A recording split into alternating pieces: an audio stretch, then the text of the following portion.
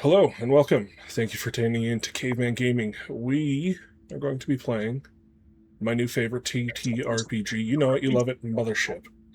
I'm joined by a wonderful crew, and for the first time ever on Caveman Gaming, you can see our faces.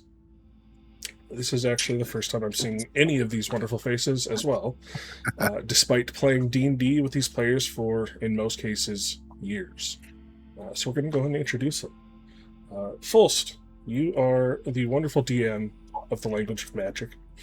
We've also played together for a few years under the guidance and Game Master Tom from Atomic Games. We played through Call of the Netherdeep and his homebrew world, Zeral, and the Nine Swords. Give us a little wave. Awesome. Next up, we have Rooster. You have been a longtime co-player. We also met playing with Tom under Atomic Games, and then you joined my Wednesday night campaigns playing through Princes of the Apocalypse, and more than half of Storm King's Thunder before that. Right now, you're running us through a pretty unique version of Waterdeep Dragon Heist. Awesome. Yeti is our next player crew. We first played together in a game of Mothership under Warden Lucas, who actually ran another Bug Hunt, one of the games that I've posted on my channel previously. And then you joined our Wednesday group alongside Rooster and our final crewmate. And you joined our group pretty early on as we ran through Princes of the Apocalypse. So thanks for being here. Thanks for having me. And lastly, but not leastly, Andrew, probably the player I've played with the longest and the most consistently. You joined my first ever game that I ran online, which was Out of the Abyss. And then you stayed with me through Storm King's Thunder, Princes of the Apocalypse, and are still a player in the Waterdeep game that is being run by Rooster. We've been playing together for, I think it's been close to, if not over, 5 years now. Yeah. We both got into that kind of around COVID, and it's been fun to grow my ttrpg skills and then watch you master your craft as well. It's been fun, man. Hell yeah. And it's absolutely crazy to me that this is the first time I'm seeing any of your faces, and I will say it is a blessing to finally put a face to the voices. All right. So besides Yeti, this will be the first time for you guys to ever play Mothership. Is that correct? It is. Looking forward to it. Yep. Awesome. First time. So we'll go into a little bit of character creation. We'll go through each one individually. It shouldn't take too long. It's a pretty rules light system, pretty basic stuff. And then we'll do a little bit of rules discussion, just kind of go over kind of what some of these stats mean and how they work. And then we'll see how you, as the crew, can handle life in the most hospitable place known to man, outer space. So as it goes with the game of Mothership, we will see if this crew can save, solve, or survive as we explore the Raiko in a social stealth mission to retrieve a portable terminal encoding legacy documents while trying to avoid the attentions of Odin.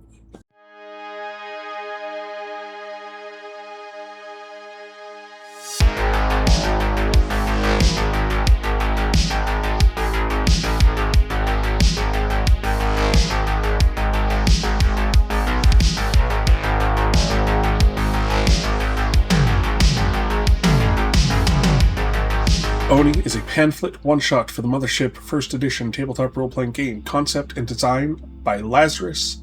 Written by Jaime Heitler. Art by Thomas Heitler. Sake art by Attila Olenik. Proofing by Granny the Knife. Sensitivity reading by Hannah from Supergirl Reads.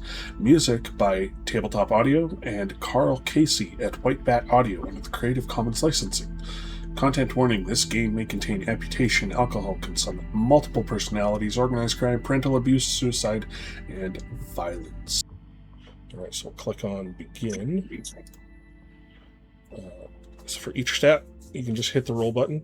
It's a 2d10 plus 25 for each stat. An average for stats is about 35, but then depending on which class you select, you will get a bonus or some penalties to different stats. So just go ahead and hit that roll, take whatever you get. All right. Same thing for the save. It's a 2d10 plus 10 for each save. So it's an average of about 20. And then next up is your class. There are only 4 classes in Mothership. So go ahead and read through those options real quick. Tell me which one jumps out to you. If you have any questions about them, let me know. I'll just see what I can do about answering. These all sound kind of interesting. What's a Teamster do? So Teamster is very much like support. You'd consider like your mechanics are Teamsters, pilots. They're kind of like, people have compared them to bards from D&D because they're a jack of all trades. Okay. What would you compare an android to? Don't know if there is a comparison for Android to D&D. An android is an android. A lot of people don't like androids. They're usually very, very creepy characters, classes in Mothership. A lot of fun to play, but can be a little unsettling to play next to, which often makes it interesting. Okay. Sure. Let's get creepy. Let's be an android. Hell yeah. Alright, so that will automatically kind of update your stats. You get a little bonus into your intellect, and then you have to select one to subtract 10 from. Okay. Got it. Right, which stat did you choose to select or to reduce by 10? Skipped through it, but I believe it was speed. Speed, alright. I believe. Okay. Next step is to determine your health. So that's a 1d10 plus 10 for your health, just to get your roll. And then your wounds, you as an android will have a maximum of 3 wounds. So basically anytime your health drops to 0, I rolled a 13 in this case, so if I take 13 damage, drop to 0, you take a wound. That means we roll on a wound table, something grievous happens to you, and then your health goes back up to 13. So you'd have like 13 3 times before you start making death saves. Gotcha. Stress is a common stat that we will be dealing with throughout the game. You always start at 2, you always have a minimum of 2. Okay. Trauma response. Yes, every class has a different type of trauma response. So in the case of being an android, anytime a fear save is made by any of your allies when you're around, they make their fear saves at disadvantage, because standing next to an android who has a very, very high fear save and is usually not afraid of anything is a little unsettling. I love it. All right, now class skills. Yes, So that's what we were just talking about. Yeah. Yeah, so select bonus skills. Either pick 2 from that top box or 1 from the expert skills at the bottom. You have a little bit of an idea of what this adventure is, being a social stealth game. So maybe look at something that would make sense. There probably won't be a ton of like combat. You will be dealing with a lot of androids. All right, I picked. Should I tell you what I picked? If you want to, yeah. I picked hacking. That seems apropos. Absolutely. Right, Important I'm if you on need to number- get it. Thanks. I'm on number 8 now. 8, perfect. So yeah, just roll for a trinket, roll for a patch. You can keep those secret hidden to yourself for now. They're just something to kind of give your character a unique flavor. It's something to kind of give you an idea of what your android is like. There's just stuff that you have on you and can use for role-playing purposes. And then go ahead and select random loadout. The loadout is not going to matter too much for this campaign, other than if you happen to get some armor. All right, on to number 10. All right, that's just your whatever you want to call your character and however they want to be called or addressed. And then complete character. And you are done. Cool. Right, who wants to go next? I think I know what I'm going to do, so I can go quick. Perfect. Yeah, walk us through it. All right. So let's get the. Okay. Got my random stats going in. Worked out well for what I'm looking for. I'm just going to go with a scientist. Awesome. We'll do the bump to speed. Up to speed. Gotta be able to run. And a whopping 12 health. Beautiful. Makes sense for a scientist. Absolutely. If I'm not mistaken, yes. So, a difference between a scientist and an android, as well as a marine. Scientist is only going to have a maximum of 2 wounds, where androids and marines have a maximum of 3 wounds. So you are a little bit squishier than the others. All right. I get to select my skills now. I'll just touch on your trauma response really quick. So as a scientist, whenever you fail a sanity save, all of your allies around you will gain a stress. That is something to keep in mind. Right. And let's see, I get to do a trained skill up to master in this secondary trained skill. So I'm going to go the path of basically, this is my minor in college, right? I was just into computing, hacking. I'm a master at artificial intelligence, and I'll also do mathematics. Beautiful. Onto my trinkets.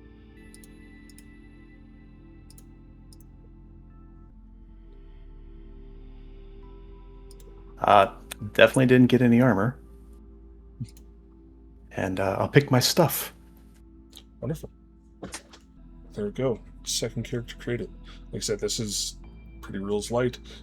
Character creation does go pretty quick once you, especially using this companion app. It does all the work for you. It's pretty fantastic.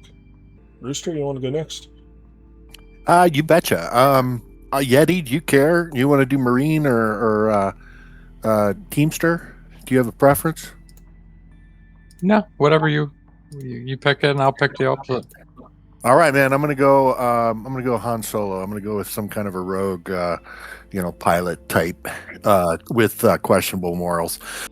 So let's see. I need a player character here. All right, create player character.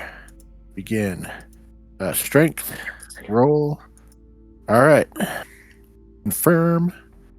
Roll for these. Confirm. We're gonna go Teamster. Yep. Confirm.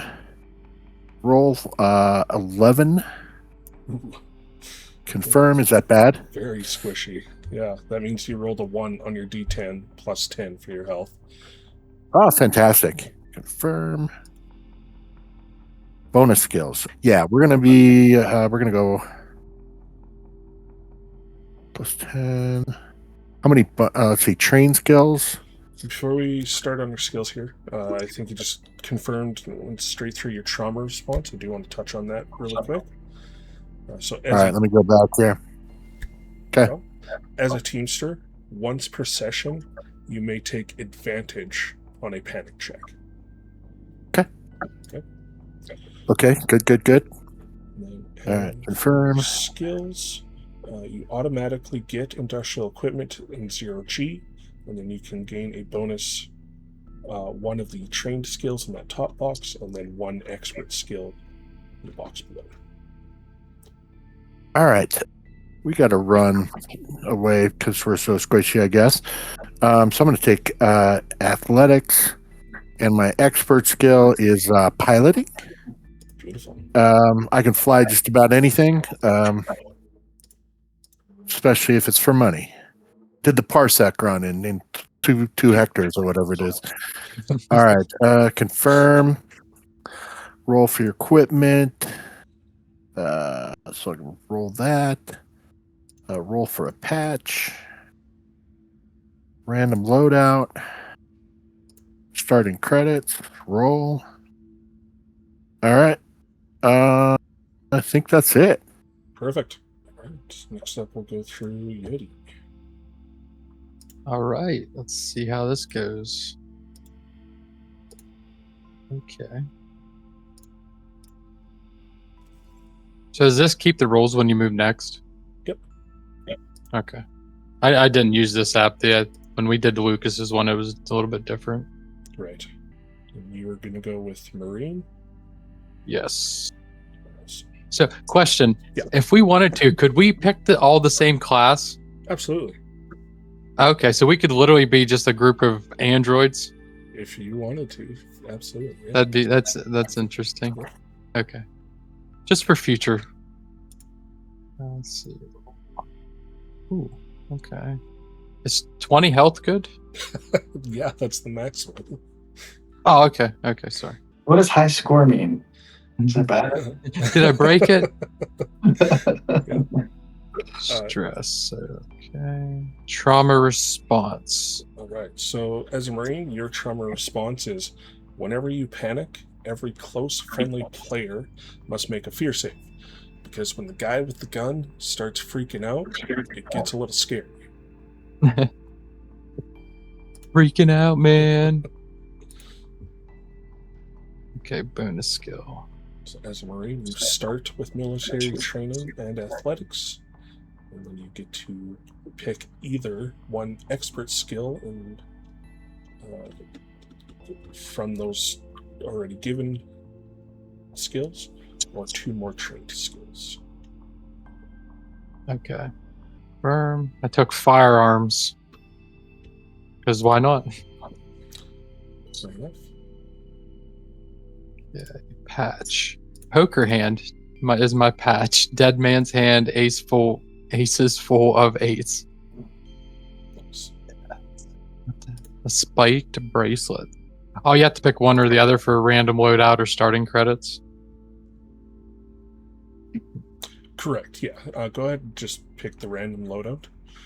Okay. It's not going to matter too much, and you'll find out within the first few minutes of the game. Do you want to hear what the loadout is? You can keep it a secret for now. Just okay. Note if you have any armor, any attire. I Cave Dog, I did end up getting armor. Perfect. On your sheet. Go ahead, Rooster. I've got a vac suit too. Sounds good. I don't know what it means, but yeah, sounds pretty cool. We'll go over it right now. Beside that armor on your character sheet, you might see something that says AP plus a number. That Yes. AP means armor points. So anytime something tries to do damage to you, it has to do at least that amount of damage to do any damage at all. But if it does do that amount of damage, it completely destroys your armor, and then you go down to 0 AP from then on out. Okay. My armor is literally clothes. Yep. Yeah. Standard crew attire. Andrew, you asked about high score. And that is basically, I just wanted to touch on it because you mentioned it. That is essentially XP in this game. There is no leveling up. There's no... Your high score is if you survive a session you get 1 to your high score. The more sessions this character survives, the higher score you get. Be aware of an old man in Mothership. Or an old lady. True. It's not foreshadowing anything. That's all we're going to need for the companion app for now. You'll just need to know what your stats are when I ask for rolls. But it looks like as you created all these new characters, they're no longer showing up on my end of the online campaign for some reason. So I'd like to do rolling our dice in Roll20 using the /R command so that we can see them in that chat box. This game is a D10 system or a percentile dice system, so any of your rolls are always going to be a D100 for the most part. There is a D20 roll, but we'll get to that later. So if I ever ask for a fear save, you're going to roll a D100, and you want to try and roll under your fear score. Make sense? Yes, sir. Cool. So I'm able to see Yeti's character sheet here still. So just for an example, the way people would normally call out their rolls in Mothership, if I ask for a fear save and Yeti rolls a 67 on the D100, he'd say, I roll 67 over 48, and that's going to tell us that it's a failure. Anytime you roll doubles, that's considered a crit. So if you roll 66 over 48, that's a critical failure.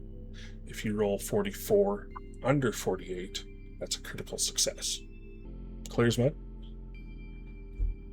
Yes, it's all coming back to me. All right.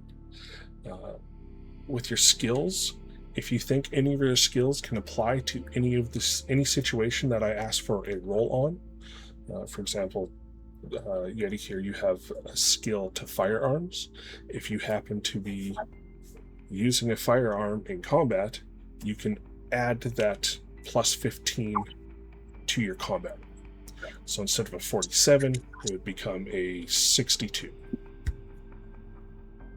That sounds like a good number. All right, that's going to be it for character creation. Anybody have any last minute questions on that before we get into it? No, sir.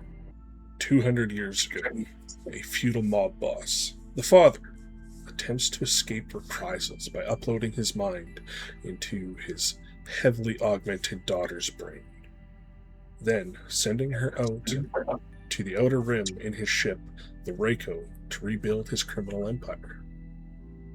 199 years ago, the hyperspace lane to the butterfly cluster collapses. The Raiko is presumed lost mid-jump. 1 year ago, the Raiko re-enters normal space around the Cheswick star. The AI experiences rampancy due to power deprivation. 4 months ago, the survey ship Genial Phoenix identifies the Raiko in low orbit around a dwarf planet close to the Cheswick star. 1 week ago, the University of Orion Cygnus hires you, the crew, to retrieve a valuable portable terminal, claiming it contains information of academic value only. You've accepted this contract from Orion Cygnus. They have offered you standard salary and a jump package, but no hazard pay, as they expect it's not going to be a difficult mission. They do tell you that this portable terminal will not survive exposure to the void, so they ask that no hull-piercing weapons are to be used on the job. And the item that they have asked you to retrieve is of academic value only. As your jump ship exits hyperspace and finds itself Near the Raiko, you see this derelict ship orbiting this small dwarf planet, the Chesic star burning brightly behind it. The slow cycle of the satellite of the Raiko orbiting this planet gives it this eerie feeling here in outer space.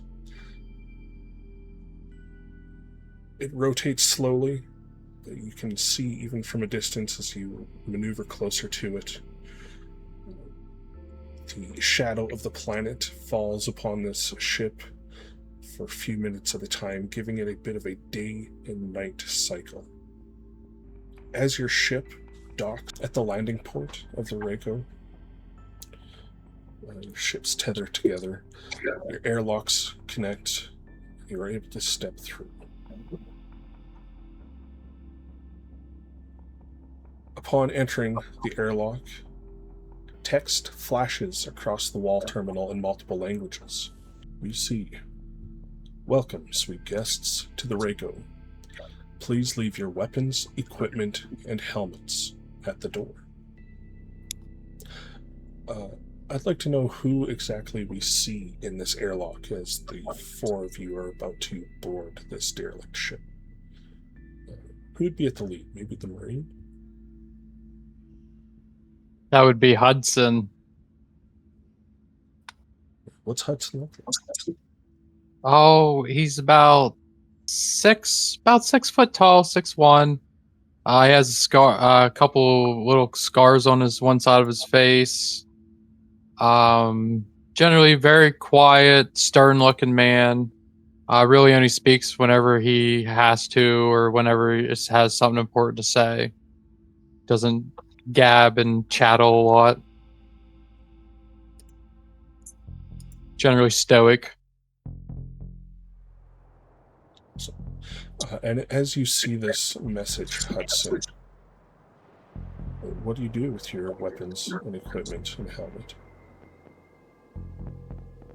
Nothing, because generally that's not for me.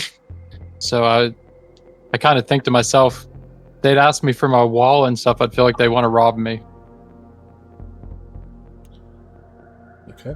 But I'm just going to walk through with everything I have. Okay, so you are like in an airlock right now. You have just exited your ship. So there's like a door on your backside and another door on your front side that would lead into the Raiko. It is pressurized and sealed. So the four of you are standing in this airlock and seeing this message. Okay, so I'll probably end up moving forward and making sure everything's okay and that I can try to open the next door. You try to as long as it allows me. Yeah, you try to open that next door and it does not budge.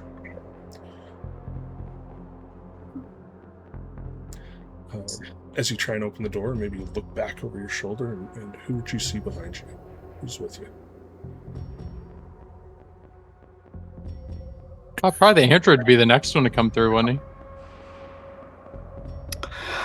Yeah, I think probably in the room, you notice a slightly taller than normal sized human being. They go by Andre 4000. They seem to be have a bald head, kind of similar in looks to some of the androids from your Dragon Ball Z days. Copyright TM. They go by they them. Probably wouldn't notice they're much more different other than maybe the silky smooth skin and the occasional flash of a electronics or some sort of digital signature in the backs of their eyes.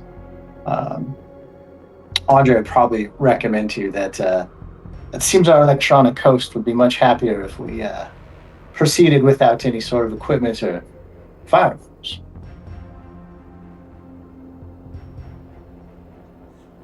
I'm not very comfortable with leaving my weapons behind or at the door.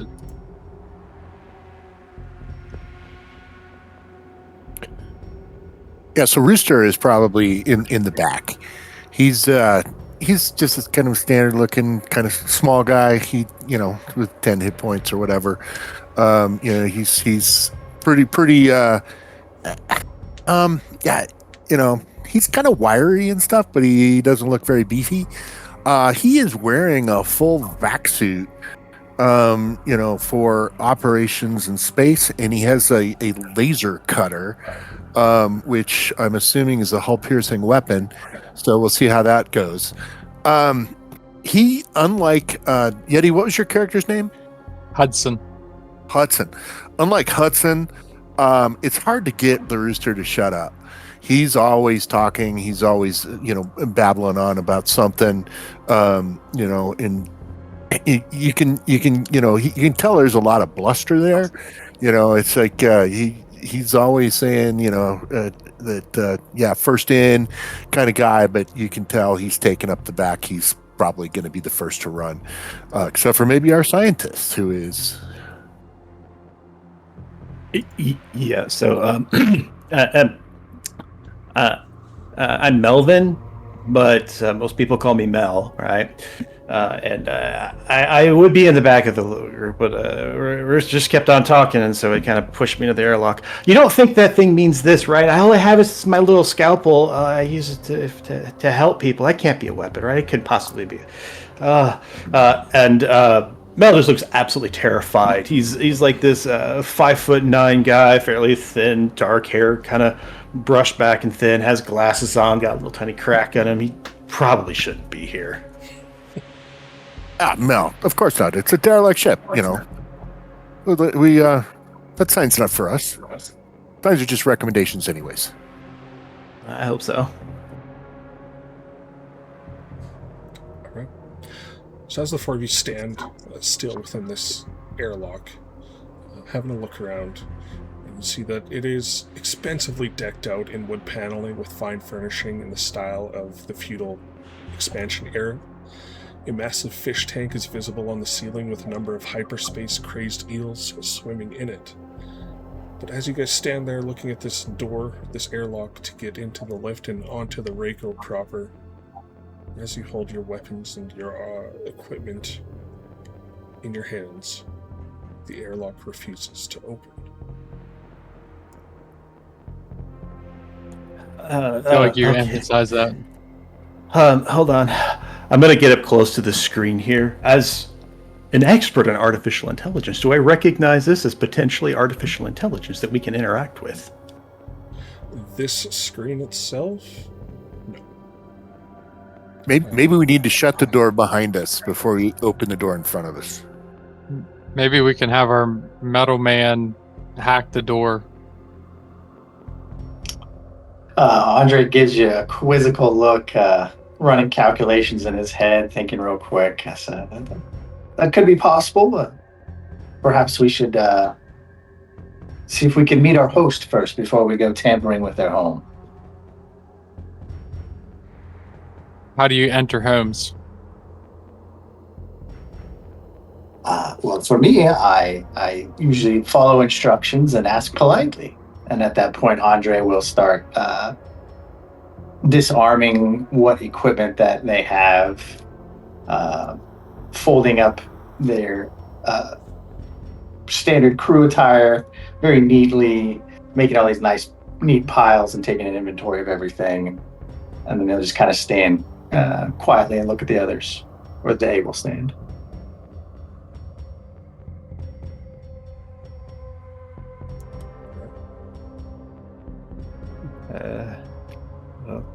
Okay. Yeah, I have a briefcase in my hand. I hope no one gets hurt. And I'll put my scalpel in it. Set the briefcase down next to the clothes. Okay. Mel, you're not even going to try to jimmy the door open?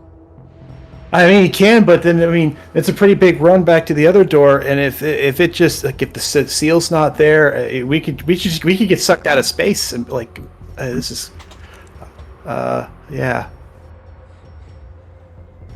I'm sorry, I don't know if that's. I mean, if there was another layer out there, I'd be happy to.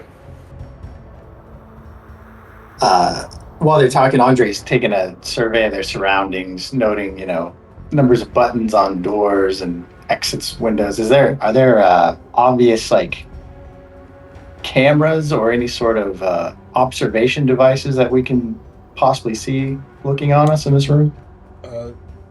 In this particular area, looking around, you don't notice anything. Like I said, it's just very. It's like a very highly decorative. What do you call that? Like a greeting area, exactly. Yeah. Somewhere a reception room, something like that. That's exactly the word I was looking for. And it is an airlock, so you know that once your airlock on your ship was sealed, that would allow the other airlock to open. So if you were to tamper with that front airlock, the one that leads into the Raiko, and it's not able to close again, you would not be able to depressurize the airlock and get back into your own ship. Well, most of us.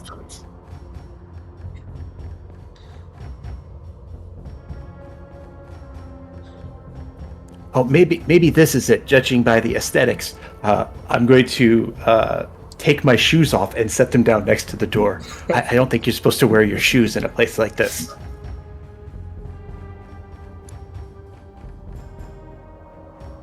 Andre pipes up, saying, yes, that does seem to track with cultural references and history. No, remove their footwear as well.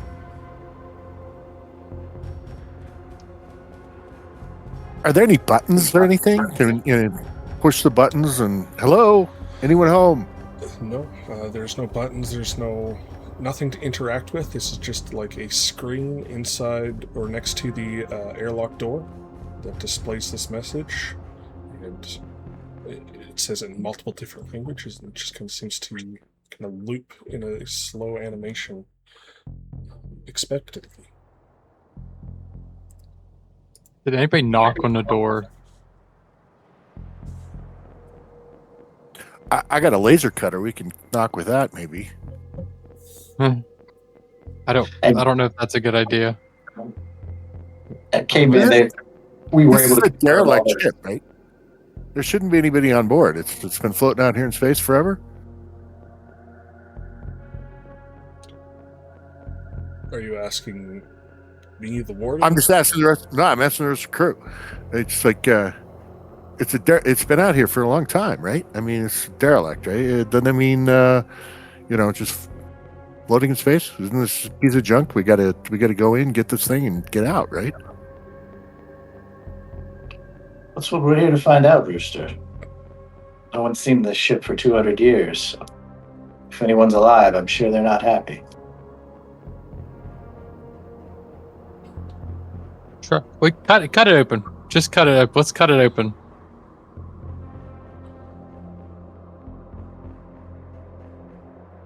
All right. It's not a touch screen, right? No, it's not. Nothing we can hack into here, right? Okay. And we are able to confirm that all the languages, they do seem to be repeating that same message. Yes. Just in different languages. Yep. And our airlock behind us is currently closed and sealed, correct? It sure is. Okay. If any cutting starts, I immediately hold my breath. Well, we would know if everything from our ship to their ship is like airlocked and safe, because we wouldn't have been able to come through it if it wasn't. Yep. So. Why do they call it sweet? I'm gonna look at Rooster back. We either cut or we strip.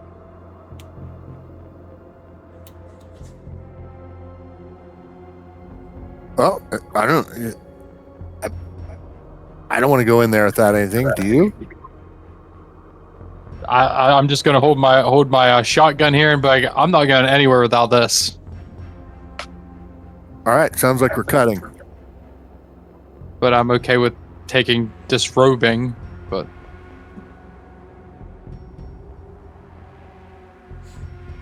okay, Rooster, you head up to the airlock. You start using your laser cutter to cut into it. there's slow progress.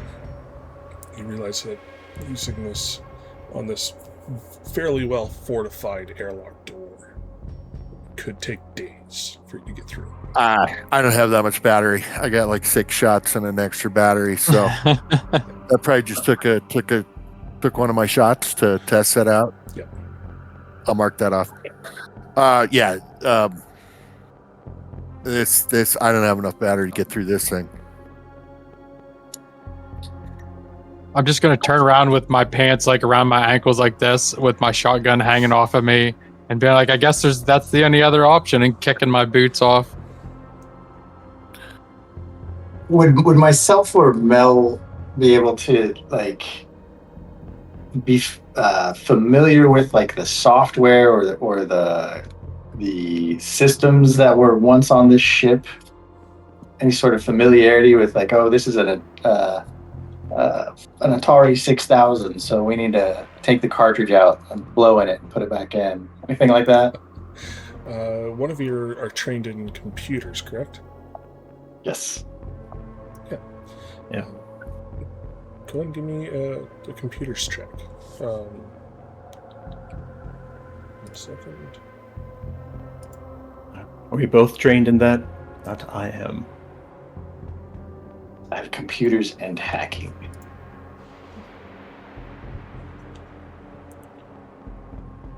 You want to go ahead and take this one? Yeah, sure. I don't know how it works, if we should do one or we can both or what, but yeah, I'm gonna try. You can both give me checks, absolutely. It would be an intelligence plus your computer skills, so plus 10 to your intelligence.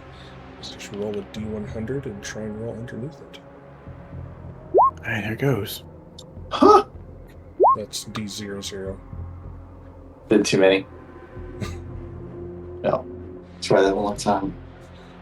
Okay, so I believe that would be a 23 over 62. Under 62, yes.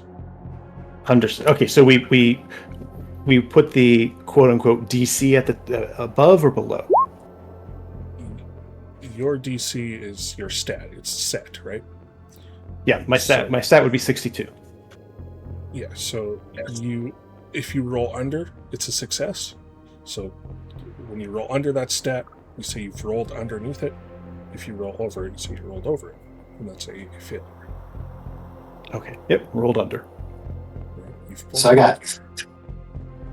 think I have 65 over 10. So 10 under 65. Okay. Awesome. So that is a success on both ends. Trying to study this screen. This, you're fairly aware of what it is. You were told it's from the feudal era expansion from over 200 years ago. This is basically ancient technology. Imagine in nowadays terms going into an old 1960s era bunker and finding their computer. If that makes sense. Yes.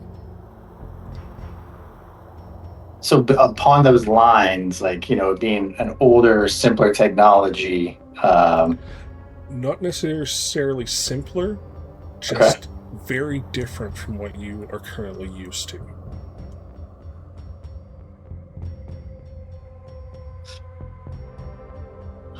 The only thing I think of is maybe we need to properly bow and somehow introduce ourselves to the system or AI.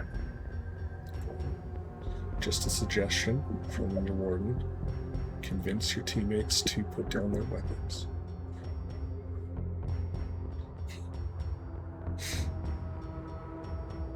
It's just gonna have ones and zeros. It's yes or no. We have to do what it says, or it's a no.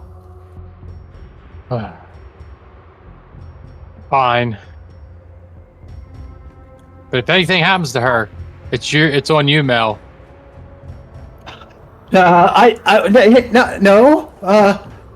We'll be blame fine. You. Oh no. I'm like, it's okay, I'll come back for you.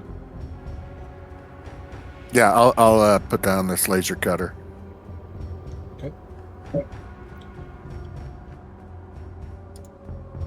Taking cues from his human companions and their human companions wanted to fit in, they'll take their stun gun and say, there, Stunny. I'll be back. See, they do learn. All right. So just to confirm, everybody has put down their weapons, equipment, and helmets. Yeah, does equipment mean clothes, or does that just mean like Nope. like armor? Your armor can stay on as long as if you have a vac suit or a hazmat suit, you'd remove the helmet from it and leave that behind. Well, that doesn't make it very valuable. It still gives you the armor protection, but you just wouldn't have the benefits Okay. of like a rebreather or air protection. Okay. Does any? How about the comms? Do the comms are they in the helmet, or do they come with me? They would be in the helmet, but as you think about your comms, as you're considering taking off your helmet, you go to test them and find that they do not work. Even as you were piloting your transport vessel towards the Raiko when you first arrived here in the star system, you found that the Raiko seems to be transmitting a wideband jammer that has rendered all communication devices useless around it. Why the hell wasn't that conveyed when we first got here? That's important. It sure is, and I might have just Thanks, Rooster. have lots going on. All right. Yeah, I guess all of this stuff that I just got, I'll just leave it here. Great. I have a toothpick. It's my signature thing, man. It's a titanium toothpick. Will that work? Can I get that through? As you hold up your toothpick, considering it, and Rooster puts down his helmet, the last piece, the doors begin to open up in front of you. On the other side, you find a lift that seems to travel from the underside of the ship up into the main area proper.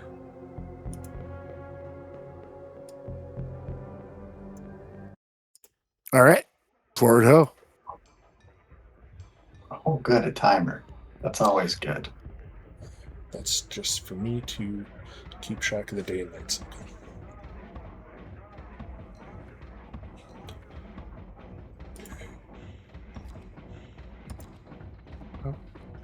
Okay, so where do we need to go? Are we these brothers on the map? No. You step into the lift, and it begins traveling upwards. It takes only a few seconds before the lift arrives at the top and begins to open up. As the doors open up,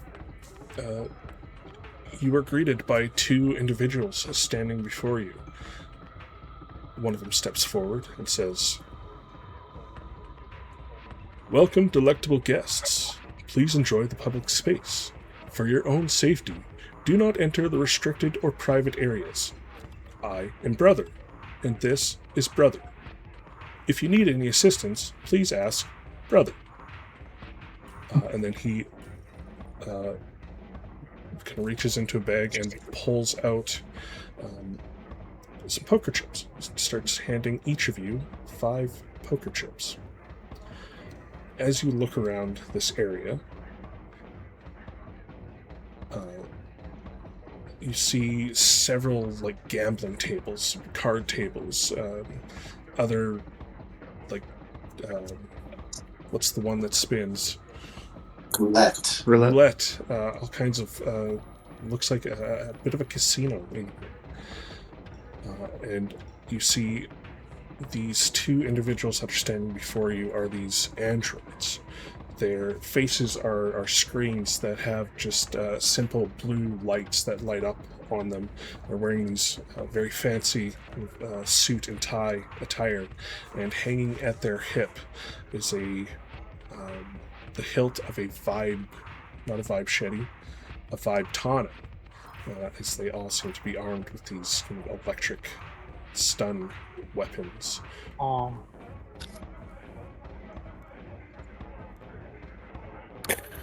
All right. Cool. I've got this. I'll sit down at a pie gow table or something and give it a whirl. Awesome. Don't tell me the odds.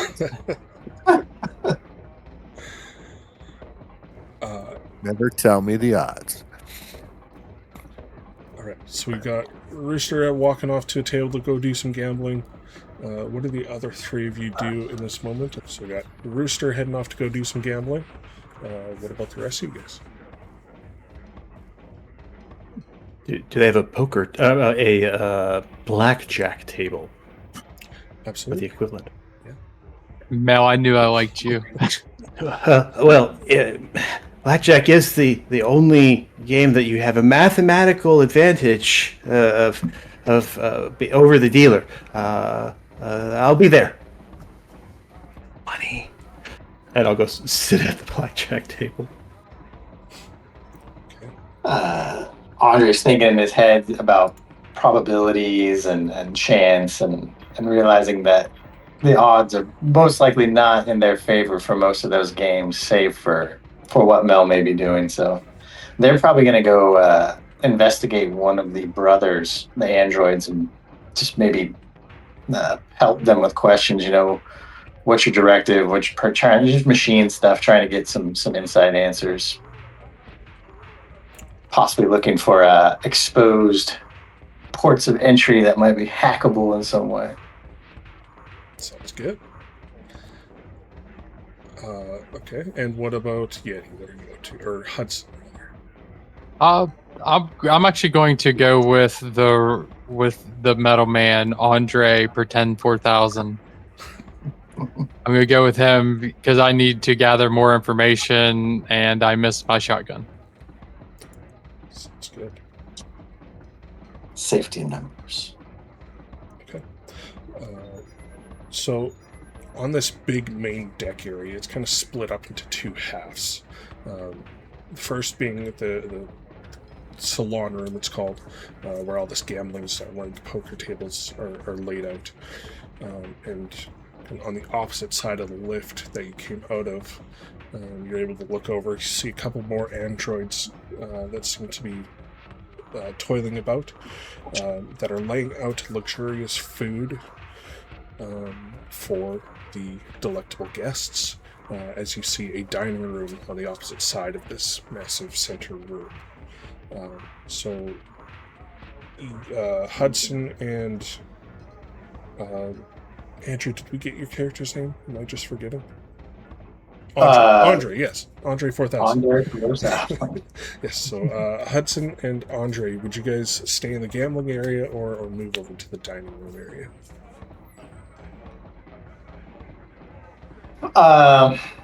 Did they get any inclination that any of these androids is perhaps less up to date or in worse shape than the others? Are they all kind of on the same keel or same level? Of the four that you can see, the first two that greeted you as you exited the lift have now moved over to the gambling side to attend to Mel and Rooster. And the two that you see in the dining room area prepping food, they all look exactly identical. Nothing seems out of place about their suits, their displays. They look in pristine condition. No sense of hierarchy or anything between them. Okay.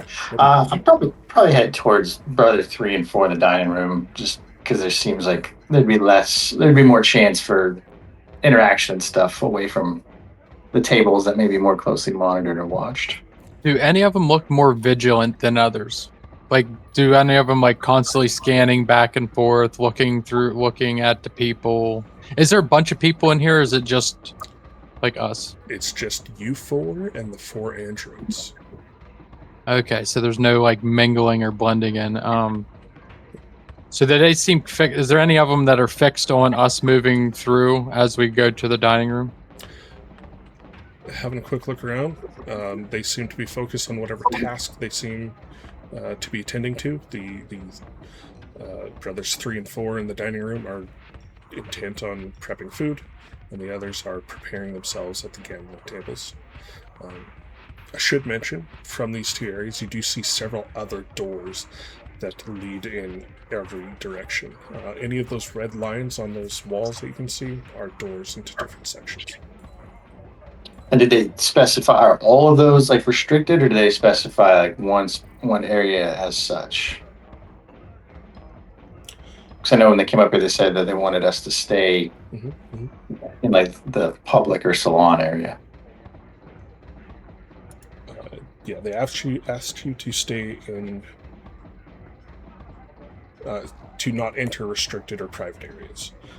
So you were headed over to the dining area. Give me 1 second here.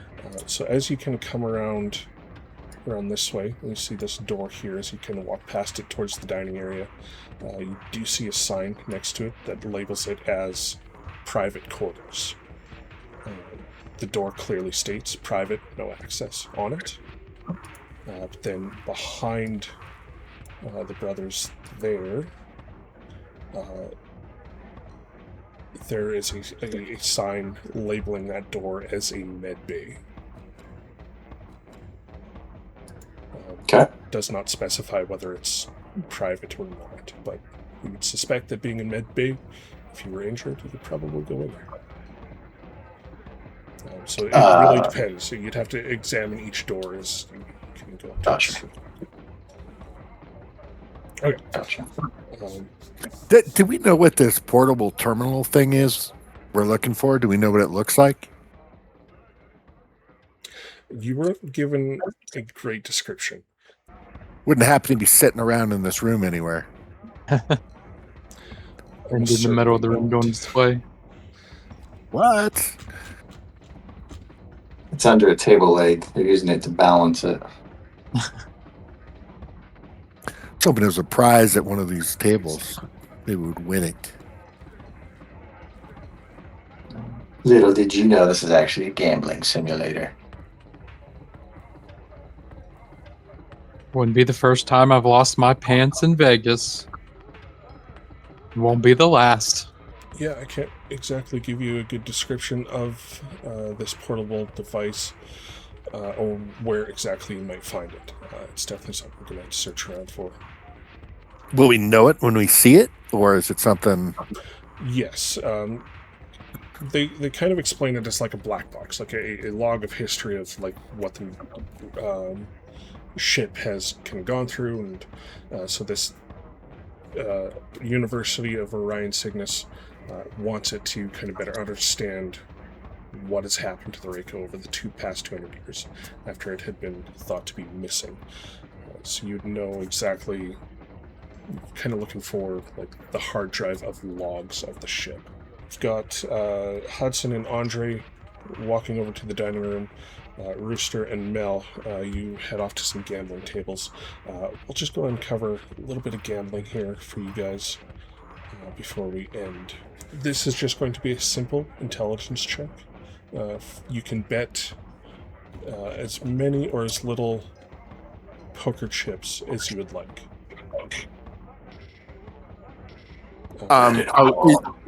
Are these androids running the games, or just we can talk to them? Okay, yeah. So I'll sit down at the table and toss a chip out there, and engage in some conversation with these guys. It's you guys have been doing this for a long time. That's what have you been doing for the last couple hundred years? This android turns its head towards you and says, "It is an honor to have you here, delectable guest." Yeah, so that's what I understand. So we're playing a game, and I was just wondering, have you seen anybody else play these games in the last couple hundred years? Were we your first customers for a while? Would you like to place a bet? Yeah, I threw a chip on the table. Fantastic. What game did you say you were going to play? Does it matter? No, I'll not play. really. I'll play Paiga. I'll play Paiga. I have no idea what that is. So if it's cards, Neither do I. That's, he deals it every out. time I walk to the casino, I see it. I think there's dominoes and some stones and some other stuff, but no idea what it does. Rock, paper, scissors. Exactly. All right. Cool. Go ahead and give me just a simple intelligence check. Roll a D100, and you're trying to roll under your intelligence score. All right. So my DC, my intellect score Correct. is 32. So we'll hit a D100 here. Okay. No. 71 over 32. He scoops up your chip and says, "Would you like to play again?" Yeah, absolutely. Just wondering, any other customers? Anyone play this game for a while? Many honored guests have played this game. Would you like to play again? Yeah, sure. Well, that's definitely way over. No, there's no 100 in Mothership. That is a 0. That is a Ooh. critical success. Ooh. Um, Is that like a D20? Is that like you're rolling a 20 on a D20? exactly. It's a jackpot. Yeah. He We're takes rich. your poker chip and hands over 100 credits. And so you've just won money. Well, fantastic. If if I want to learn more about these distinguished guests who've been playing this game over the last, couple hundred years, is there somebody I could talk to about that, or find more information about, what you guys been up to? Would you like to play again? Absolutely. I think I'm doing well. I will absolutely play again. 33 over 32. So close. That is a critical failure. Ooh. Better luck next time. Do I have to get my money back? No, he is going to take 2 of your poker chips on. He robs you. Oh, And takes your poker chips and a pinky. ouch! I needed that.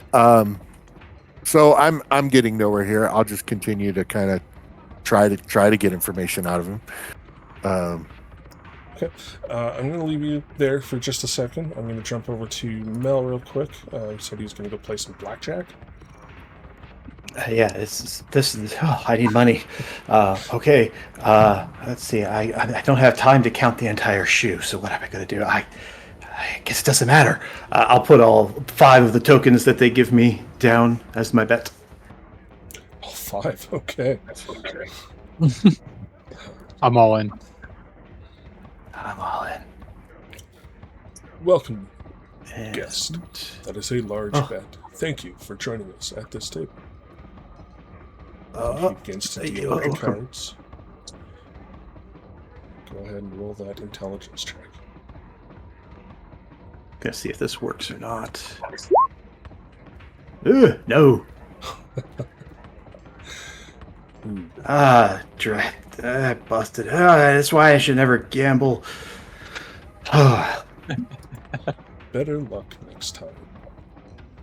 Yeah. It's just my luck. Okay. Thanks. And I'll go and just kind of sit down next to Rooster, very downtrodden.